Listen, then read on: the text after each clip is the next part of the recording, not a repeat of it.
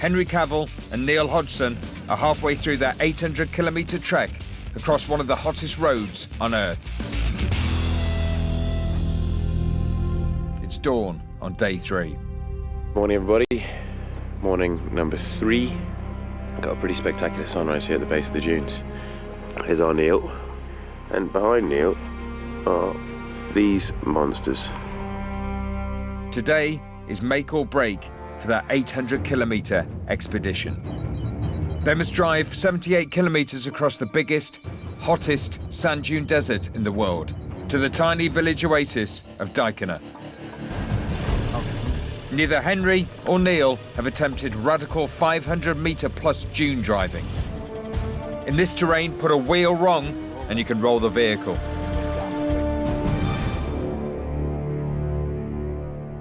This is what we've come here to do. I will admit, I'm a little nervous, of course. It's a daunting prospect, but the boys must tackle the mountainous dunes. They're now at the point of no return, as supplies won't last if they turn back. An expedition leader, Mac, has just discovered their situation is more critical than realised. Just to let you guys know, we've had a count up of the water. We're down to our last 20 litres per car, okay? But obviously we've just got to conserve it. With the journey being a lot tougher and hotter than imagined, everyone has drunk more than their allocated 5 litres of water each day. And there's a heatwave warning, suggesting the desert could be more punishing than usual. I cannot believe the punishment this engine's going to get. Yeah. Just on this sort of 2 or 3 hour leg of the journey. I mean, it's brutal.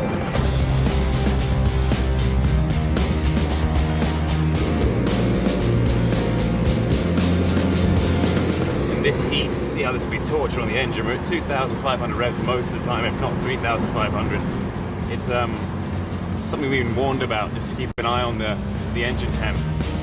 The engine's going to take a lot of punishment, but so are the drivers. As they head once more into the desert furnace, they'll need to be vigilant for early signs of dehydration.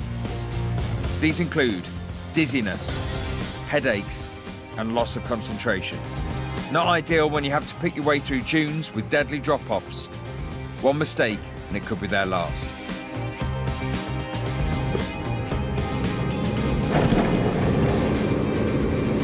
After an hour, they take a much-needed break. How'd it feel? Tell you what, that was a little bit scarier than I thought. Yeah. Doing the over them dunes, definitely out of my comfort zone. I think people think because I race motorcycles that you're extra brave or something, which is not the case at all. It's I'm in my comfort zone when I'm on a motorcycle. Yeah. In fact, I'm quite a wimp. Yeah, clearly a yellow belly. Yeah, of course, without saying. Coward. I won't go that far. As they hit the dune trail again, the temperature in the cab soars past 40 degrees.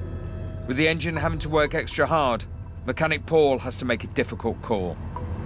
Car 3 to car 4. Can you put your heater on now? I need to dissipate heat away from the engine. Roger. Well, for the first time, officially, we now have the heating on in the car. Switching on the car heater sucks heat away from the engine. But while the machine is being protected, man must suffer. Temperature check, we're now up to 54 degrees C in the cockpit. And the poor driver is actually in direct sunlight as well, so listen, Keep an eye on sunburn. yeah, seriously, if you're feeling tired or anything, just tell me, because this is brutal. Worse still, they find soft sand again. Correction, Henry, car 4, back over. For good measure, one of the support cars suffers a puncture. Okay, It's guys? Mac's worst case scenario. We are seriously in trouble if this keeps happening. We will eventually run out of water, and it won't take too long. With all this stopping and exertion every time you move, it's almost like being at altitude. You know, you're finding it difficult to breathe, not because there's no oxygen, it's just because it's so hot and you can't exert yourself. It's really difficult to be out here. With the water situation now critical, former Royal Marine O'Kane is dispatched to a nearby gorge. It has a stream, but the water's too salty to drink. When you taste it, the water's off, you can't drink it. So you could get here and there's water all around you, and you would die within, you know, a day if you drank that stuff. So what we do is take solar still. It works by evaporation and condensation. You put the bad water in, and it evaporates up, and then it runs down into a gutter. Jiggle like that. Can you see it? It's almost like it's raining inside, running down. So you could survive with one of these. Perfect. There's no salt whatsoever in that. The solar still may give them a litre or two of drinkable water. Back at the convoy, Henry and Neil finally managed to free their vehicle. But their midday hard toil has meant they're down to their last drops of water. 50 mil. I don't know how much we've got left now for the rest of the day. We haven't got much. No, my camelback's empty as well. Eventually, they catch up with Aldo at the gorge. He's come through big time by producing 5 litres of drinking water from the brackish stream. With speed now of the essence, Neil has taken over the driving duties.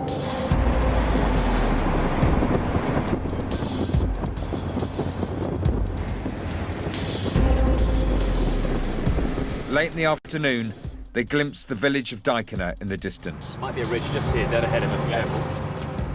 But as they reach the valley floor, they hit their softest sand yet. Neil's driving skills are tested to the max. He must speed up to 50 miles an hour to prevent another beaching. Thick, thick, thick. Okay, big ridges ahead on the left there, be very careful. Yeah, it's dead ahead, in fact, there's ridges. Well done, good angle. Yeah, go between these 2 tracks. And there's a bit of a drop off just here on half of the right hand side of the car. Well done, mate. Well, we've made it.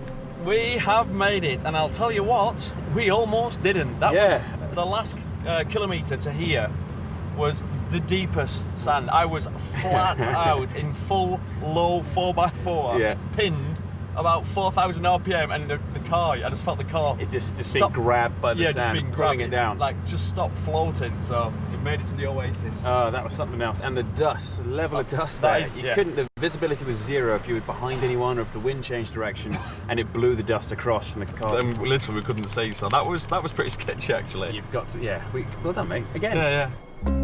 Waiting to greet Henry and Neil is local legend Bikeley. Nice to meet you. That's right. Nice to meet you. Oh, thank you very much. Nice to meet you. Woo! He's known as the living map for his incredible ability to navigate the desert unaided. Thank you, Shishi. That's fantastic, actually. It's the first cold drink we've had in days. 这个3天了，天气热，这个是第一次喝饮料，喝。 Thank you very much. Thank you. We've heard that you're called the living map. Why is that? 爷爷也当上道了，我爸爸也当上道了，我也当上道，我儿子也当上道。山上长大了，哪个方向走好，哪个方向不好，那样全部知道。那个你看随便这样走的话，我跟你讲，这样随便进去，路那个地方有，我跟你看这个地方回来的话，我山也不看，这个方向看哈。 Has he ever got stuck in the desert? 没有。 Never. Never. 出不来。 He's my hero. My hero. Tomorrow, Henry and Neil could do with a living map. Their route takes them down into the Turpan Basin, the hottest place in China. And at 150 metres below sea level, the second lowest place on Earth. It's not somewhere to lose your way. First, though, they must find a suitable spot to camp before it gets dark.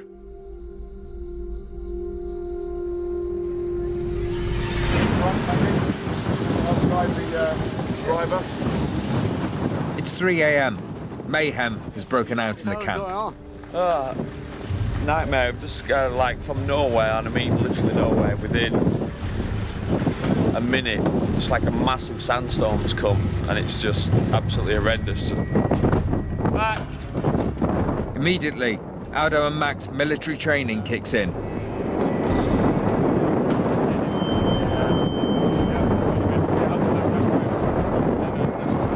Okay, Okay, boys, gather around. I need everyone to listen to this very clearly, and they all understand exactly what's going to happen. As you can see, the wind has picked up very dramatically. It could get to such a degree we won't be able to see a hand in front of our face, so we've got to move out of here immediately and make our way back to the village. It's so dangerous out here. I mean, it's lethal. If anyone gets separated from the group, I mean, you would not have a clue, because you just can't see anything. I mean, I've never experienced anything like it. Sure, it's actually a dangerous situation, but we've got professionals looking after us as well. So as long as we keep together, then we'll be okay. Before we go anywhere, everyone pick up your day sack and put it on. Do not leave it down. Just get everything you need to survive out here. Make sure you've got it on your back. I've got my goggles, obviously I've got my headlights on, but I've got to get the shamir on quickly.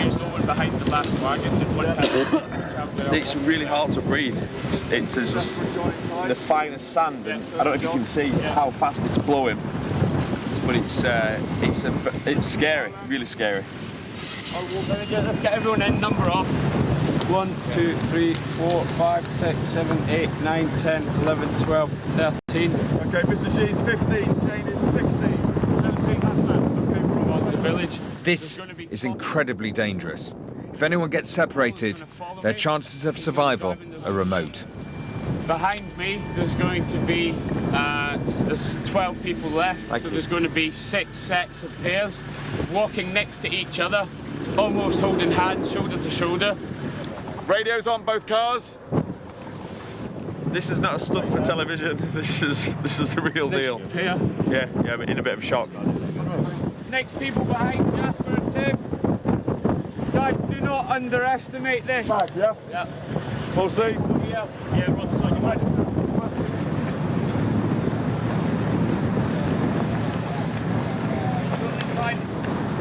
Stay together, guys, stay together.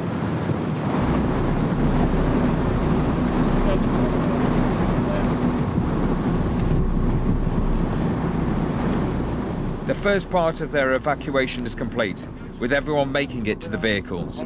But the most dangerous part, driving out of the storm, is yet to come.